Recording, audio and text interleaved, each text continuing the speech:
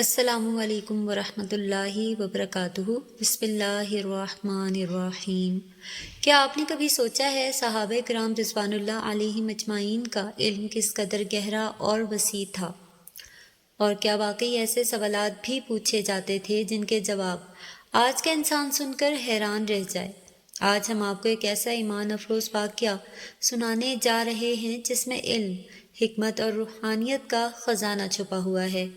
یہ واقعہ ہمیں بتاتا ہے کہ اللہ کے نیک بندوں کو کس قدر عظیم علم عطا کیا گیا تھا اور کیسے وہ ہر سوال کا جواب حکمت کے ساتھ دے دیتے تھے۔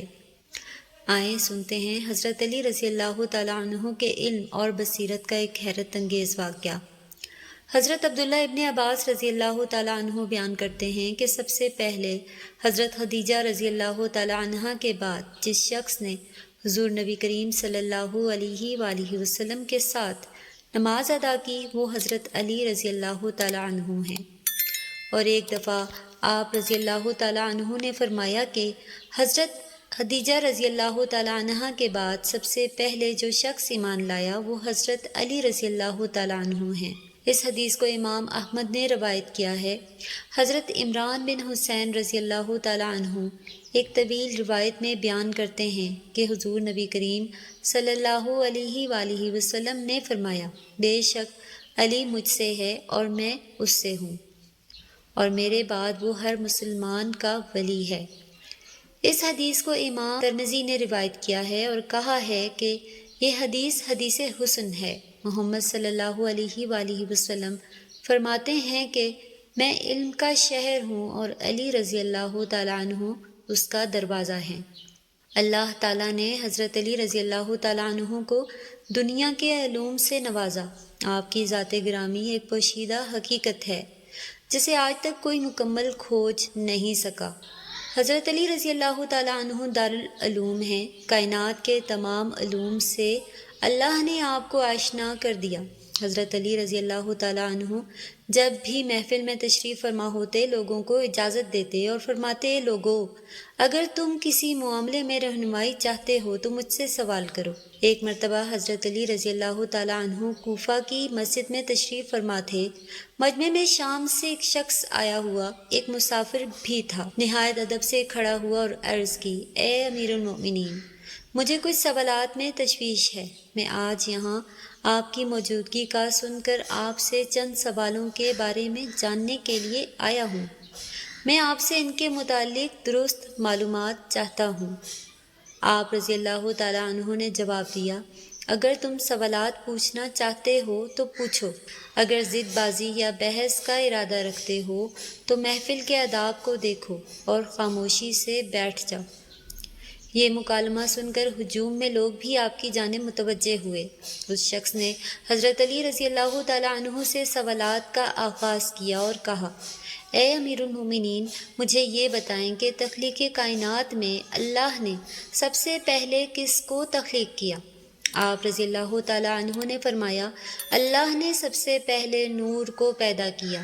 اس نے سوال کیا، اللہ نے زمین اور پہاڑوں کو کس چیز سے بنایا؟ آپ رضی اللہ تعالیٰ عنہ نے فرمایا، اللہ نے آسمانوں کو پانی کے بخارات سے، زمین کو پانی کی جھاگ اور پہاڑوں کو پانی کی موجوں سے بنایا۔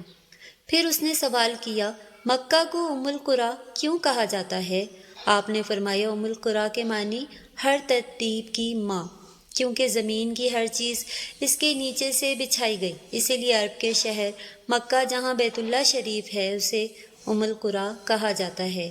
اس آدمی نے اگلا سوال کیا، زمین کے اوپر کے آسمان کو کس چیز سے پیدا کیا گیا؟ آپ نے جواب دیا، رکی ہوئی فوج سے۔ پھر اس نے عرض کی، اے امیر المؤمنین، سورج اور چاند کا طول و عرض کتنا ہے؟ آپ نے جواب دیا، 900 فرسخ ضرب 900 فرسخ۔ فرسخ فارسی زبان کا لفظ ہے، ایک فرسخ میں 10 کلومیٹر لمبائی گنی جاتی ہے۔ اس نے اگلا سوال کیا، ستارے کا طول و عرض کتنا ہے؟ آپ نے جواب دیا، 12 فرسخ ضرب 12 فرسخ۔ اس اجنبی نے نہایت ادب سے درخواست کی، اے امیر المؤمنین، جیسا کہ قرآن میں 7 آسمانوں کا ذکر آیا ہے، آپ ہمیں ان 7 آسمانوں کے نام اور ان کے رنگ بیان کر دیجیے۔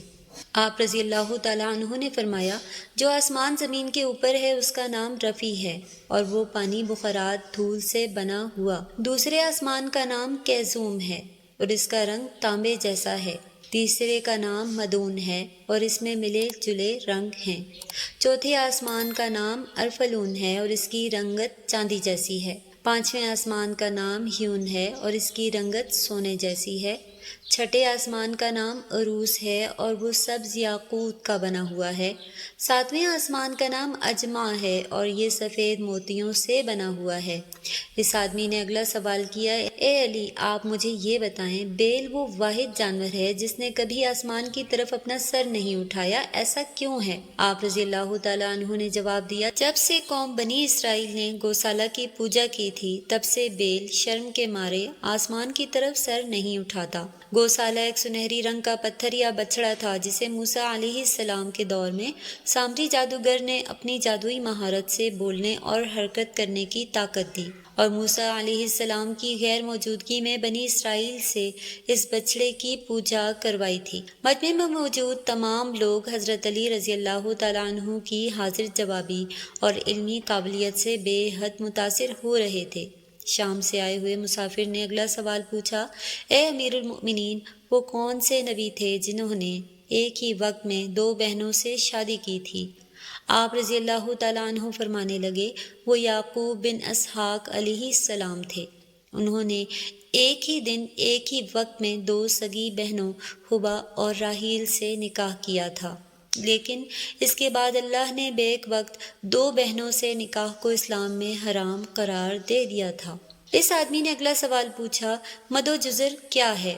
آپ نے جواب دیا، اللہ نے سمندروں پر ایک فرشتہ مقرر کر رکھا ہے، جب وہ سمندر کے پانی میں اپنا پاؤں رکھتا ہے تو مد پیدا ہوتا ہے، جب نکلتا ہے تو جزر پیدا ہوتا ہے، مگر مد و جزر سمندر کے پانی کو خود بخود بلند ہونے اور کم ہونے کے عمل کو کہتے ہیں۔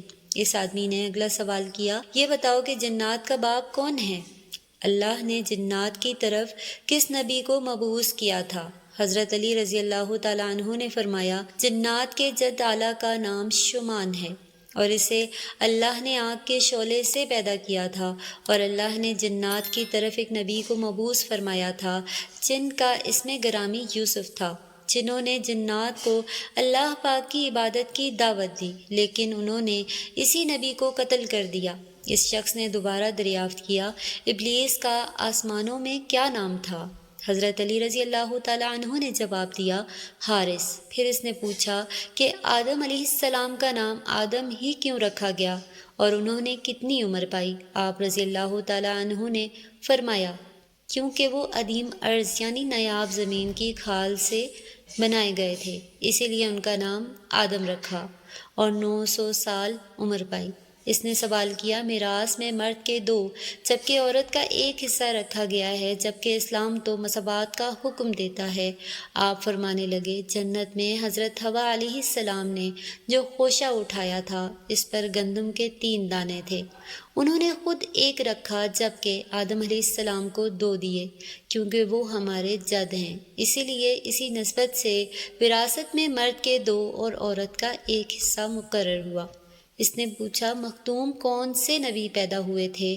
آپ نے فرمایا، اللہ نے حضرت آدم علیہ السلام اور ان کے بیٹے شیش علیہ السلام کو، اور حضرت ادریس علیہ السلام، سان بن نوح علیہ السلام، حضرت داؤد، حضرت سلیمان علیہ السلام، حضرت لوط علیہ السلام، حضرت اسماعیل علیہ السلام، حضرت موسیٰ علیہ السلام، حضرت عیسیٰ علیہ السلام اور حضرت محمد مصطفیٰ صلی اللہ علیہ وآلہ وسلم کو مختوم پیدا فرمایا تھا۔ اس شخص نے دریافت کیا، روح عرض پر شعر سب سے پہلے کس نبی نے عرض کیے؟ آپ رضی اللہ تعالیٰ عنہ نے جواب دیا، حضرت آدم علیہ السلام نے۔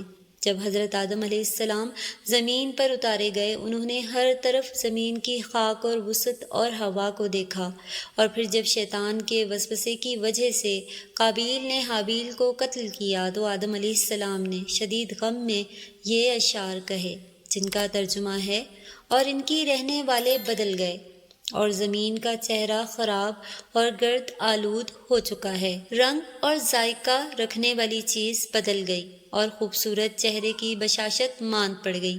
میں اپنے طول و حیات کو باعث غم سمجھتا ہوں، اور کیا زندگی کے خاتمے کی وجہ سے مجھے چین مل سکے گا؟ میں آنسو آخر کیوں نہ بہاؤں، کیونکہ حابیل قبر میں دفن ہو چکا اور قابیل نے اپنے بھائی کو قتل کر دیا۔ ہائے غم و حسرت، سانولا سلونا بیٹا گم ہو گیا۔ یہ بات سن کر سبھی حاضرین خاموش ہو گئے۔ پھر اس نے پوچھا، اے امیر المؤمنین، حضرت آدم علیہ السلام جنت سے نکالے جانے کے غم میں کتنا عرصہ روتے رہے؟ آپ نے فرمایا، آپ 100 سال تک روتے رہے۔ شامل نے سوال کیا، کفر کی ابتدا کس نے کی اور پہلا کفر کس نے کیا؟ آپ نے جواب دیا، کفر کی ابتدا ابلیس سے ہوئی اور وہی کائنات کا پہلا کافر ہے۔ پھر اس نے آخری سوال پوچھا، حضرت نوح علیہ السلام کا اصل نام کیا تھا اور ان کی کشتی کا طول و عرض کیا تھا؟ آپ نے جواب دیا، حضرت نوح علیہ السلام کا اصل نام سکن تھا۔ انہیں نوح علیہ السلام کہنے کا سبب یہ تھا کہ انہوں نے 950 برس تک قوم پر نوحہ کیا تھا۔ ان کی کشتی کا طول 800 ہاتھ عرض، 500 ہاتھ اور سطح زمین سے اس کی بلندی 80 ہاتھ تھی۔ ناظرین گرامی، یہ تھے حضرت علی رضی اللہ تعالیٰ عنہ سے چند عجیب و غریب سوالات اور ان کے جوابات بحوالہ کتاب حضرت علی کے فیصلے۔ ناظرین گرامی، یہ واقعہ ہمیں صرف حیران کرنے کے لیے نہیں بلکہ سوچنے کے لیے ہے۔